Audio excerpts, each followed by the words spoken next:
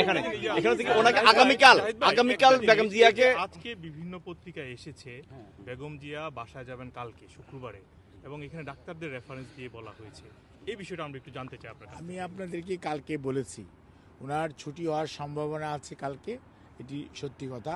এবং কালকে ওনার এইখানকার চিকিৎসকরা যদি ওনাকে ছুটি দেয়, কারণ ওই কিছু কিছু রিপোর্টের জন্য আজকেও একজন চিকিৎসক দেখে ওনাকে কিছু পরীক্ষা করার জন্য দিয়েছেন।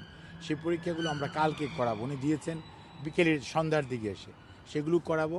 করে যদি সব ঠিক থাকে তাহলে হয়তো কালকে ওনার সন্ধ্যার দিকে ইভিনিংয়ে আওয়ারে ছুটি হওয়ার সম্ভাবনা আছে। তো উনি যদি বাসায় যান তাহলে কতদিন মানে তিনি উনি সার্বক্ষণিকভাবে প্রফেসর প্যাট্রিক কেনেডি এবং জেনিফার ক্রস ওনাদের সার্বিক তত্ত্বাবধানে উনি চিকিৎসা অধীন থাকবেন, এবং মেডিকেল বোর্ড যেটি ওনার চিকিৎসকরা আছে ওনাদের তত্ত্বাবধানে থাকবেন। তবে এখানে মেইনলি প্রফেসর প্যাট্রিক কেনেডি এবং জেনিফার ক্রস ওনাদের অধীনেই উনি চিকিৎসাধীন থাকবেন, এবং এখানে যে ইউকের যে নিয়ম সেই নিয়ম মেনেই ওনার চিকিৎসা চলবে। ওনারা কি এমন কোনো কিছু বলেছে কিনা যে বেগম জিয়া কখন সুস্থ হয়ে দেশে ফিরে যেতে পারবেন, যেহেতু এখন বাসায় যাচ্ছেন? আপনাকে আমি একটা জিনিস বলি, রোগ কখন ভালো হবে এটা তো আর ডাক্তার আগে বলে দিতে পারে না।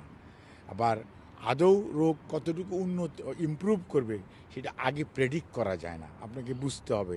এটি মেডিকেল সায়েন্সে এরকম কোনো আগেই বলে দেওয়া যেত তাহলে তো ভালোই হতো।